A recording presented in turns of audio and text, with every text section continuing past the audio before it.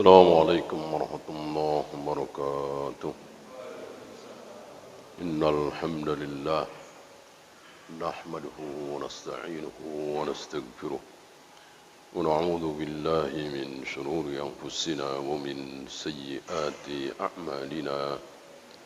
من يهده الله فلا مضل له ومن يضلل فلا هادي له. أشهد أن لا إله إلا الله وحده لا شريك له وأشهد أن محمدا عبده ورسوله وبعد. Kita masuk bab baru, bab fil yakini wat tawakkul. Yakin dan tawakal. Apa itu yakin? Beliau membawakan ucapan Ibnu Qayyim dalam kitab Madarijus Salikin. Ibnu Qayyim mengatakan, al-yakinu huwa minal imani bimanzilatir ruh minal jasad. Kalau jasad itu tidak ada gunanya tanpa ruh, begitu juga iman. Ketika iman tidak punya keyakinan, ya nggak ada gunanya. Saya beriman kepada Allah, malaikat, kitab, rasul dan seterusnya. Tapi Allah mengatakan, kalau engkau keluar dari perusahaan riba, aku jamin dan aku berikan rizki yang tidak disangka-sangka. Wa may yattaqillaha yaj'al lahu makhrajan wa yarzuqhu min haitsu la yahtasib. Enggak yakin. Umur saya sudah kepala 4, hampir 50 tahun. Keahlian saya dari lulus cuman perbankan. Saya mau kerja apa, siapa perusahaan yang mau menerima saya, anak istri saya makan apa, lihat. Enggak ada keyakinan. Padahal dia bilang, saya beriman kepada Allah, malaikat, dan seterusnya. Itu kira-kira. Maka yakin itu perlu, sangat perlu. Abu Bakar salat subuh berapa rakaat? 2 rakaat sama dengan kita. Abu Bakar salat maghrib 3 rakaat sama dengan kita. Abu Bakar puasa Ramadan sebulan sama dengan kita. Wudunya, tayamumnya, bayar zakatnya 2,5% dan seterusnya, banyak yang sama. Yang beda apa? Keyakinan. Ini yang jauh beda antara kita dengan Abu Bakar. Sampai Nabi mengatakan, seandainya iman seluruh kaum muslimin ditimbang, lalu iman Abu Bakar juga ditimbang, maka lebih berat iman Abu Bakar. Kayak apa itu? Apakah karena sholat Abu Bakar banyak? Enggak. Puasa Abu Bakar enggak bisa dihitung? Enggak. Kita enggak dapati Abu Bakar itu seperti Abu Darda, Abdullah bin Amr bin As, Ibnu Umar, yang setiap hari berpuasa, setiap malam qiyamul lail. Akhirnya ditegur kan enggak boleh setiap hari puasa. Abu Bakar enggak menonjol sebagai ahli ibadah. Ya, yang wajib-wajib standar lah ya, salat 5 waktu, puasa Ramadan. Apa yang membedakan antara kita dengan Abu Bakar? Keyakinan. Keyakinannya jauh. Maka pagi itu, kalau kata kita mungkin jam 8, setengah 9 ya, waktu duha. Di saat Abu Jahal, Abu Lahab dan teman-temannya tertawa terbahak-bahak, ngeledek Nabi SAW, Muhammad sudah mulai stres. Gara-gara nggak ada yang ikut dia barangkali. Mosok bila dia bilang tadi malam berjalan dari Masjidil Haram di Mekah sampai Masjidil Aqsa di Syam, Palestina, kemudian naik ke langit tingkat 7, di atasnya Sidratul Muntaha, kemudian balik lagi ke Mekah, cuman sepertiga malam. diledek Nabi. Sebagian orang yang baru masuk Islam maju mundur. Apa benar ini Rasulullah? Apa benar ini kata dia? Abu Bakar mengatakan, "Lau qala a'jaba min dzalik." Seandainya dia Muhammad sallallahu alaihi wasallam berbicara lebih aneh dari itu. Bukan sepertiga malam, tapi 3 detik misalnya, atau 3 menit misalnya, aku percaya. Aku percaya dia Nabi, dia Rasul, utusan Allah. Mana mungkin dia berbohong, berdusta. Begitulah iman. Gak ada keraguan sedikit pun. Maka apapun kata Allah, apapun kata Rasulullah, digigit betul-betul oleh Abu Bakar dengan gigi geraham. Tidak seperti kita. Kita kadang teorinya doang, kita gigit dengan gigi geraham, kita gigit dengan gigi geraham. Tapi maju mundur, masih tidak yakin. Udah tahu itu riba, masih dijalankan. Udah tahu itu haram, masih dilakukan. Kalau nggak begini, anak istri saya makan apa, dan seterusnya, rapuh. Itulah keyakinan kita. Abu Bakar luar biasa. Nah, semakin tinggi keyakinan seseorang, semakin mulia dia. Semakin dia sikoh pasrah kepada Allah, maka digandengkan dengan tawakal. Yakin dan tawakal, yakin dan tawakal.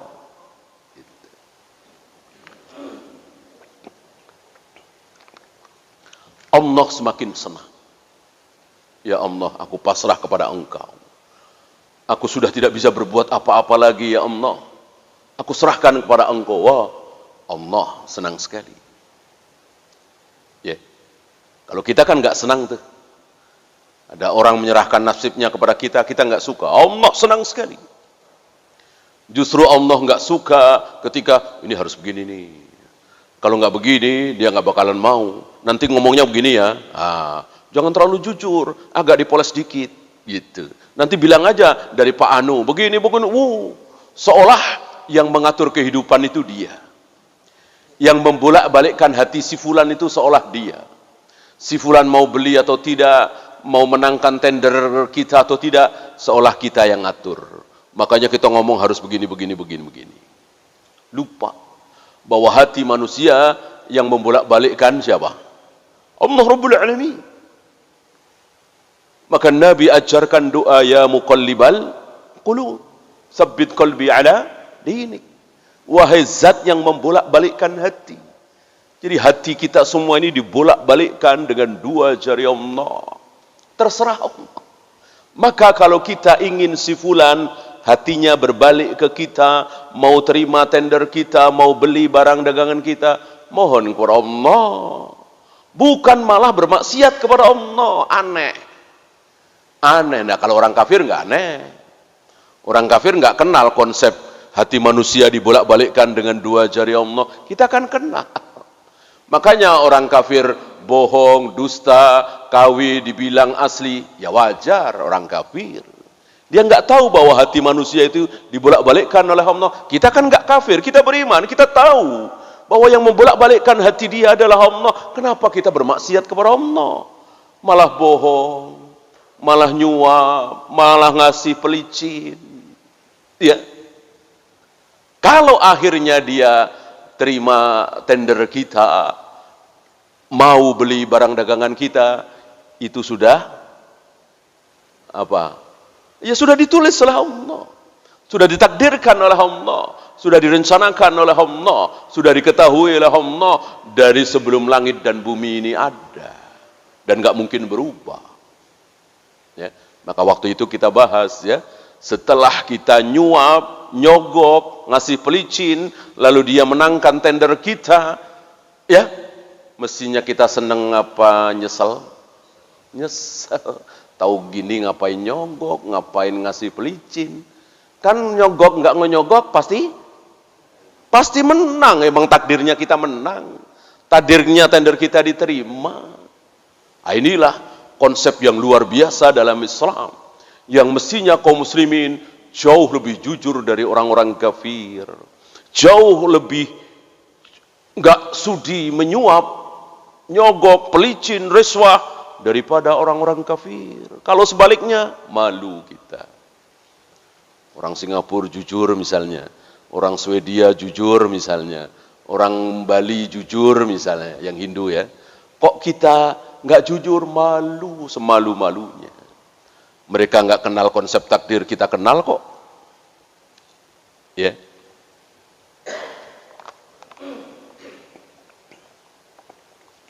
Wabihi tafadhal al-arifun, orang-orang yang berilmu itu semakin mulia gara-gara ini, gara-gara keyakinan. Antum kira Bukhari, Muslim, Abu Daud, Nasai, Sufyan As-Sauri, Sufyan bin Uyainah, Imam Malik, Imam Syafi'i itu cuman punya ilmu doang?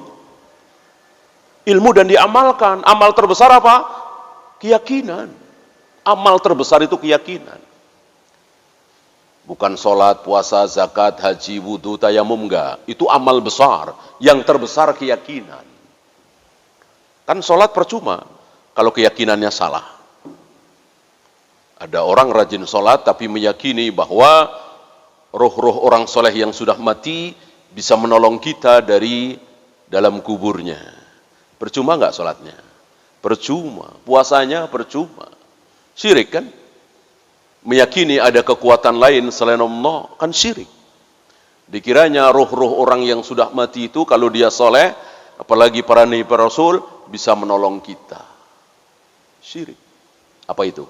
Keyakinan. Betapa pentingnya keyakinan itu. Keyakinan yang benar.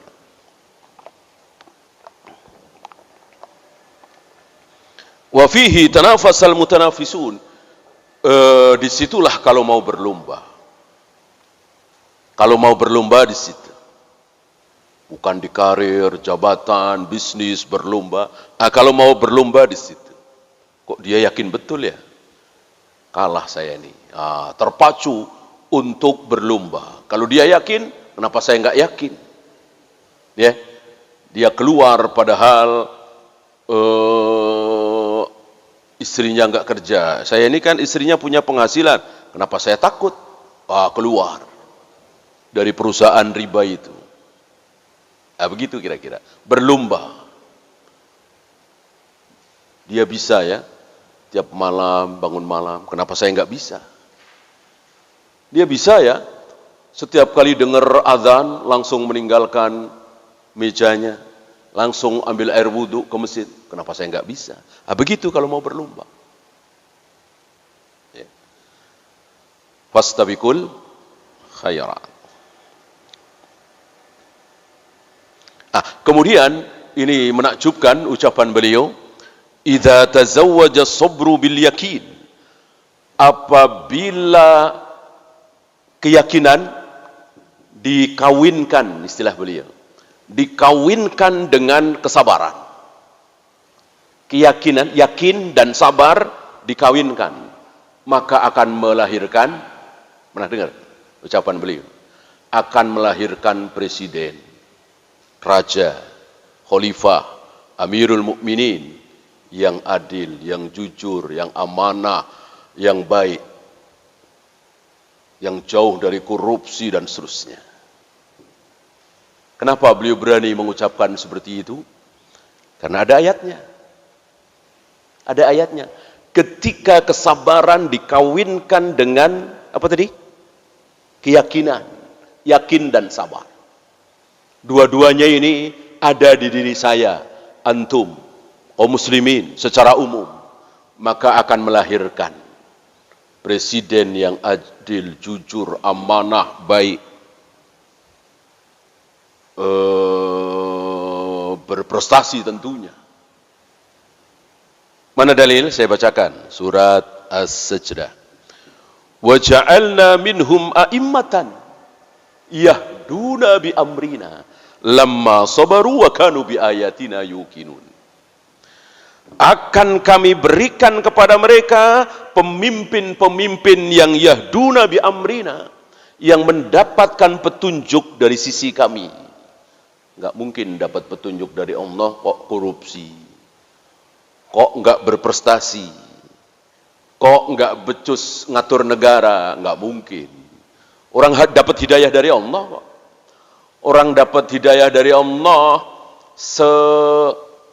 sekejam sebengis Umar, akhirnya masuk Islam. Jadi Islam yang baik. Sejahat Abu Sufyan, akhirnya masuk surga. Jadi Islam yang baik. Kenapa? Dapat hidayah dari Allah, petunjuk dari Allah. Ya kan, jahat-jahat semua itu kan. Umar, Khalid bin Walid, Amr bin As, Abu Sufyan, jahat-jahat semua. Dapat hidayah dari Allah, dapat petunjuk dari Allah, akhirnya menjadi muslim yang baik. Akhirnya kekal di surga. Nah, ini presidennya ini, amirnya ini, rajanya ini, pemimpinnya ini, Yahduna bi amrina, mendapatkan hidayah dari Allah. Enggak mungkin enggak becus ngurus negara. Itu pasti. Ketika apa? Lamma sabaru, ketika kaum muslimin bersabar. Wa kanu bi ayatina yuqinun, dan yakin terhadap ayat-ayat kami. Gimana mau dikasih pemimpin yang baik, ini enggak sabar. Ya. Baru harga-harga naik dikit udah enggak sabar, demo teriak-teriak. Ya kan? Dolar naik, enggak sabar. Gedung DPR, MPR dikepung. 98 kan? Enggak sabar rakyat. Yang dipelopori oleh mahasiswa-mahasiswa yang enggak tahu sunnah itu. Mahasiswa-mahasiswa yang kena subhat orang-orang kafir. Seolah kalau negara buruk, pemimpin gulingkan. Habis itu selesai. Kata siapa? Kata siapa? Emang kalau digulingkan pasti dapat pemimpin yang lebih baik? Ya. Kaum muslimin di Mesir nyesal setelah menggulingkan Husni Mubarak. Kaum muslimin di Libya nyesal setelah menggulingkan, membunuh Muammar Gaddafi. Syria apalagi hancur-hancuran. Nah ini. Kaum muslimin enggak sabar. Suruh sabar. Pemimpinnya zalim nih, korup nih, enggak amanah nih. Suruh sabar. Ya. Sezalim-zalim pemimpin hari ini, insya Allah enggak menyamai kezaliman Hajjaj bin Yusuf. Hajjaj bin Yusuf sulit untuk menggambarkan kezaliman dia. Bayangkan seorang cucu Abu Bakar, Abdullah bin Zubair, anak dari Asma binti Abu Bakar, anak dari Zubair bin Awam. Zubair bin Awam dan Abu Bakar masuk dalam 10 sahabat yang disebut namanya oleh Nabi pasti masuk surga. 10 sahabat yang dijamin masuk surga. Digantung. Dan gak tanggung-tanggung, gantungnya di mana? Ka'bah. Dahsyat sekali kan? Antum tahu rakyat hari itu siapa? Rakyat yang hidup di hari itu siapa? Berkumpul dua manusia kaum muslimin terbaik. Siapa dan siapa? Sahabat dan tabi'in. Sahabat dan tabi'in. Murid-murid Nabi. Orang-orang yang sholat di belakang Nabi, jihad bersama Nabi, makan bareng Nabi, itu masih banyak yang hidup di situ. Ada Ibnu Umar, ada Anas bin Malik, ada Asma binti Abu Bakar. Oh, masih banyak, mungkin ratusan, mungkin ribuan. Ya, dan para tabi'in. Apa antum mau mengatakan bahwa mereka itu banci, penakut, nggak mau mendemo penguasa, nggak mau menggulingkan Hajjaj bin Yusuf? Kotor sekali lisan antum. Kalau antum berani mengatakan seperti itu. Yang gagah itu tampil, demo, teriak-teriak di jalanan. Kalau perlu gulingkan, lawan penguasa yang dolim. Itu bukan cara Islam. Itu caranya orang Prancis. Apa itu? Revolusi Prancis. Nah, mereka kafir lah, nggak punya pedoman. Kita punya pedoman Al-Quran dan Sunnah. Mereka nggak punya. Mereka ya pakai akal saja. Ini pemimpinnya kayak gini, ya sudah. Tumbangkan. Ya. Nah, kita punya patokan Al-Quran dan Sunnah. Sabar. Dan para sahabat bersama tabi'in ketika Hajjaj bin Yusuf melakukan kezaliman yang luar biasa, diem. Boro-boro demo, ngomong di majelis tentang Hajjaj enggak ada. Mengikuti Al-Quran dan Sunnah, memohon kepada Allah Jadi nggak ada fitnah. Bukan berarti mereka takut. Kalau yang dilawan orang kafir, apa kita nggak tahu bagaimana keberanian para sahabat mempertaruhkan nyawa demi jihad melawan orang-orang kafir. Ini Hajjaj bin Yusuf Muslim. Cuman kejamnya, bengisnya luar biasa. Tapi Muslim, jangan dilawan. Ya, presiden-presiden kita dari dulu sampai hari ini Muslim semua. Insya Allah belum ada yang Buddha, Hindu, Konghucu. Insya Allah nggak akan ada. Insya Allah akan Muslim terus. Berarti mereka punya hak untuk kita tidak demo, caci maki, melawan, menghujat. Persis seperti para sahabat itu. Mereka dia memohon kepada Allah, dan itu kan sudah disabdakan oleh Nabi. Ya, tas'alunallaha lakum. Tu'adduna alladhi alaikum wa tas'alunallaha lakum. Jika kalian sedang dipimpin oleh pemimpin yang zalim, yang korup, yang buruk, tunaikan hak kalian kepada pemimpin itu. Tunaikan kewajiban kalian kepada pemimpin itu. Taat, sami'na wa ata'na. Jangan dicaci maki, jangan menyebarkan keburukannya. Wa tas'alunallaha alladzi lakum, sementara yang menjadi hak kalian karena pemimpinnya zalim, fajir, kan enggak memberikan hak rakyat. Haknya minta saja kepada Allah. Jadi Allah sedang siap menerima doa para rakyat yang sedang dizalimi oleh pemimpin yang zalim. Kenapa kita enggak pakai doa itu? Malah demo, caci maki, hujat sana sini. Kita berdoa sebagaimana para sahabat dan tabi'in. Mereka diam semua, mereka berdoa kepada Allah ketika sujud, ketika sepertiga malam, ketika berbuka puasa, ketika hujan lebat turun. Saat-saat mustajabah itu dipakai oleh mereka untuk memohon kepada Allah dan dikabulkan. Mati Hajjaj bin Yusuf. Sebagai hadiahnya Allah berikan seorang pemimpin yang sepakat kaum muslimin dia adalah baik, soleh, amanah, jujur. Cicit dari Umar bin Khattab, tapi dari anak perempuan beliau. Umar bin Abdul Aziz. Ini perjalanan sejarah. Kenapa kita enggak mengambil contoh seperti ini?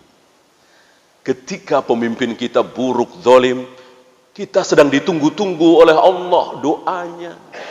Doa kita sedang ditunggu-tunggu oleh Allah. Kita berdoa. Nggak usah cacian, makian, nyinyiran, hujatan, demo, segala macam. Jadi sabar dan yakin akan membuahkan pemimpin yang adil. Dengan demikian, nggak perlu pemilu, pilkada, ngapain? Masa Allah kesulitan masalah teknis? Yo teknisnya gimana? Kalau tanpa pemilu pilkada gimana teknisnya? Emang Allah bodoh? Ya pakai teknis lah. Udah serahkan kepada Allah. Allah maha pandai, maha pintar. Nggak usah diatur, terserah Allah. Nggak usah pakai gitu-gituan. Kalau pakai gitu-gituan, ya seperti yang kita alami sekarang ini. Pemilu lagi, pilkada lagi. Mending kalau cuman puluhan juta, ini triliunan. Seolah kita ini kelebihan duit. Seolah nggak ada fakir miskin yang kelaparan. Seolah nggak ada proyek-proyek yang harus diteruskan. Ya, habis hanya untuk tinta, kotak suara, kertas. Mubazir luar biasa. Karena kan ratusan juta pemilihnya. Kalau yang milih cuma 10-20 barangkali. Ini 200 juta lebih, bayangkan. Berapa triliun. Belum kebohongan sini situ, wah luar biasa. Para ahli, ini para ahli bukan kita yang ngomongnya. Keburukan-keburukan yang muncul dari sebuah pemilu pilkada luar biasa. Udah pada sadar mereka. Dimainkan oleh orang yang punya duit, cukong-cukong, begini, begitu. Masa kita mau teruskan seperti itu? Harus ada yang berani bicara. Ini bukan cara Islam. Ya, orang-orang, ya, insya Allah antum tahu ya. Ketika pemilu di Amerika, banyakan yang ikut atau banyakan yang enggak. Insya Allah antum tahu lah. Hanya negara-negara seperti kita aja dibodoh-bodohin. Gegap gempita, kesempatan nih, pesta demokrasi, hak rakyat. Negara-negara maju, pada cuek dengan pemilu. Ya, karena memang siapa presidennya nggak terlalu penting. Yang penting rakyatnya, kerjanya, kejujurannya. Ketika rakyat itu betul-betul bekerja dengan profesional, mau siapapun presidennya, insya Allah maju. Sebaliknya, sehebat apapun seorang presiden, tapi rakyatnya pada diem, pada males, pada korupsi waktu dan seterusnya, kapan majunya? Kan beberapa kali saya sampaikan di majelis ini, innallaha la yughayyiru ma biqaumin hatta yughayyiru ma bi anfusihim. Allah tidak akan merubah nasib satu kaum kecuali satu bangsa, ya, kecuali bangsa itu, rakyat itu merubah diri mereka sendiri. Jadi yang dirubah itu kita, yang diganti itu kita sebagai rakyat, bukan presiden. Ganti lagi, ya paling presiden cuma bisa bikin peraturan. Saya kira peraturan-peraturan sudah bagus. Ya rakyatnya aja yang nggak menjalankan. Iya kan? Ya yang mudah saja di depan mata kita, namanya truk itu tidak boleh over ini, nggak boleh over ini dimensinya dan seterusnya, kan bagus itu. Tapi ya dilanggar terus. Akhirnya kecelakaan lah, remblong lah. Ini yang sederhana saja. Jadi rakyatnya. Kemudian ayat berikutnya, seperti biasa beliau bawakan ayat-ayat. Orang-orang yang yakin itu mempunyai hak khusus mengetahui ayat-ayat Allah. Saya bacakan ayatnya di surat Az-Zariyat. Wa fil ardi ayatun lil muqinin. Di muka bumi ini ada ayat-ayat, tanda-tanda kekuasaan Allah. Bagi siapa? Lil muqinin, bagi orang-orang yang yakin. Berarti kalau nggak yakin, ya enggak. Dia nggak dapat keistimewaan itu.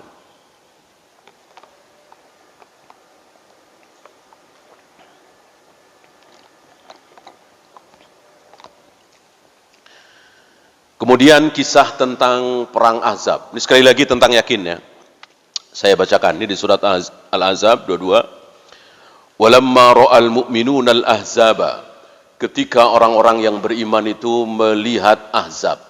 Ahzab jamak dari hizb. Hizb artinya golongan. Berarti ini bergolong-golongan.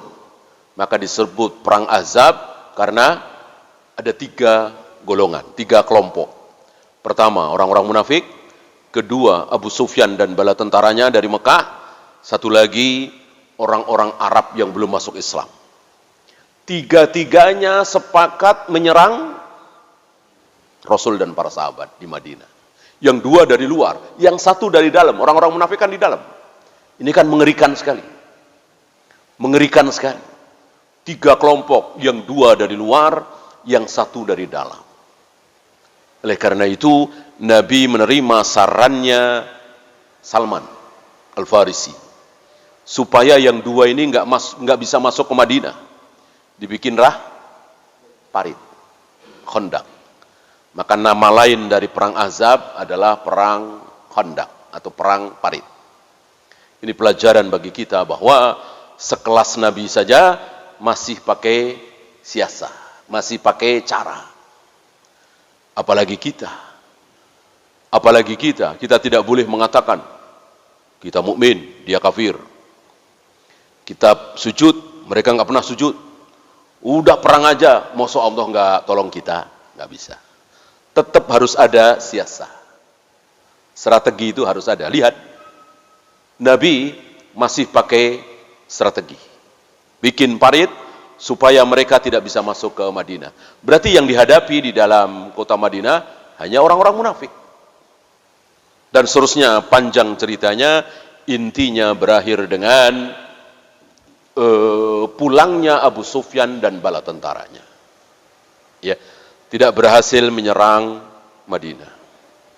Nah, ketika dalam keadaan yang luar biasa dahsyat ini, dikepung dari 3 arah, 3 penjuru, walamma ra'al mu'minuna al-ahzab, ketika orang-orang yang beriman itu melihat hizb-hizb itu, kelompok-kelompok itu Qalu, mereka mengatakan, hadza ma wa'adana Allahu wa rasuluh. Ini yang Allah dan Rasulnya janjikan. Ini janji Allah sebentar lagi akan datang. Wa sadaqallahu wa rasuluh. Tidak mungkin Allah dan Rasulnya bohong. Pasti benar. Wa ma zadahum illa imana wa taslima. Dan mereka bertambah iman, bertambah taslim. Berangkat dari yakin. Ya. Kemudian ini masih ada hubungannya. Alladzina qala lahumun nas. Ketika orang-orang, ini menarik ya, ada dua nas, ada dua manusia. Tapi yang pertama dengan yang kedua beda. Dari sini kita tahu kalau sekedar baca tahu bahasa Arabnya tidak cukup. Coba saya baca apa adanya dulu ya. Alladzina qala lahumun nas, orang-orang yang diberitahu oleh manusia, sesungguhnya manusia telah bersepakat untuk menyerang kalian. Ada dua manusia. Ya. Manusia pertama memberitahu kepada humnya di sini kaum muslimin. Manusia kedua, mereka telah bersepakat untuk menyerang kalian. Nah, setelah membaca tafsirnya, baru kita tahu nas pertama, manusia pertama adalah orang-orang munafik. Nas kedua, manusia kedua adalah Abu Sufyan dan bala tentaranya. Jadi setelah kita mempelajari tafsir ayat ini, kita bisa faham, yaitu ketika orang-orang munafik itu menakut-nakuti kaum muslimin, para sahabat. Gimana bunyinya? Hati-hati, Abu Sufyan dan bala tentaranya sebentar lagi mau menyerang kalian. Mereka mengatakan, fahsyauhum, takutlah kalian. Jangan macam-macam, jangan berani-berani. Ditakut-takuti oleh orang-orang munafik. Fazadahum imana wa qalu hasbunallahu wa ni'mal wakil. Justru para sahabat bertambah iman dengan mengatakan hasbunallah wa ni'mal wakil. Kalimat ini diucapkan oleh dua orang. Dua-duanya manusia terbaik nomor satu di muka bumi, yang satu manusia terbaik nomor dua di muka bumi. Siapa dan siapa? Muhammad dan Ibrahim alaihi wassalatu wassalam. Nabi Muhammad SAW mengucapkan hasbunallah wa ni'mal wakil saat tiga kelompok sepakat mau menyerang Madinah. Sepertinya tidak ada yang diharapkan pertolongan kecuali Allah. Nabi Ibrahim juga mengucapkan hasbunallah wa ni'mal wakil. Detik-detik akan dibakar. Sudah diikat, kayu sudah mau dinyalakan. Nggak ada harapan. Kalau Allah nggak tolong ya pasti hangus, terbakar, mati. Beliau mengucapkan seperti apa yang Rasulullah ucapkan. Hasbunallah wa ni'mal wakil. Karena dua-duanya diajari oleh zat yang sama. Allah Rabbul Alamin. Sunnah bagi kita ketika terdesak, kepepet, nggak ada harapan lagi, nggak mungkin ada yang bisa nolong lagi kecuali Allah, ucapkan hasbunallah wa ni'mal wakil.